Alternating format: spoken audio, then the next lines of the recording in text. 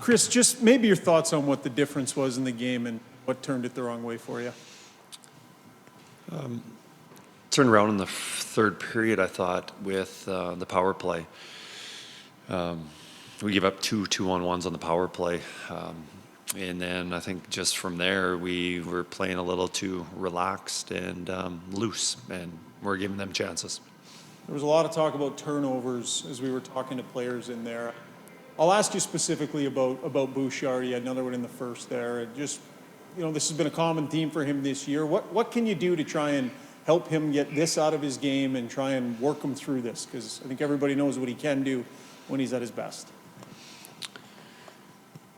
Yeah, with Evan, sometimes your greatest strength is also your greatest weakness, and you have a great talent in making passes and feeling confident that you can do that.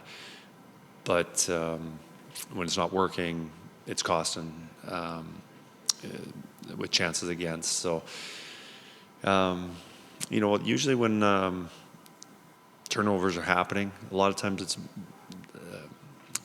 not moving your feet. You're standing still, you're making a pass, where very rarely do I see any player, especially Evan, when he's moving his feet, he's opening up lanes, then passes are usually made. But when they're stationary and you're locked in one spot, it's a pretty fine line to execute a hard pass. But so just looking at it, I'd probably say just moving your feet to open up lanes a little more. Kris, is there a chance as a coach when he's making mistakes like that to sit him at the end of the bench for a couple of shifts? He's obviously, was responsible for 2 goals that I saw. Yeah, absolutely. We got to hold all our players accountable, and there's a fine line on mistakes that periodically happen, because no player is going to play a perfect game, and there's always going to be a mistake. But if there's accumulation of mistakes that are costing us regularly, then yes, we need to hold everyone accountable. Kris, did you get an explanation? It looked like Roslovic was bleeding on that stick late in the game. Was there any reason why it wasn't a double minor? Yeah, they did come to explain, and they just felt it wasn't enough. They felt there was blood. They acknowledged that, but just the NHL wants it to, unless it's bad, that it's, just because you draw a little bit of blood doesn't mean it's an automatic 4 minutes. Does that change this year? Do you know? I don't know when it changed. Can something be taken from how Podkolzin and Roslovic are playing? They're on the plus side of the ledger. They don't cheat. They're playing north-south. They're winning puck battles. You got a lot of other guys right now that are cheating the game and getting exposed 5-on-5. So what can be taken from them that can be translated to some of your other players?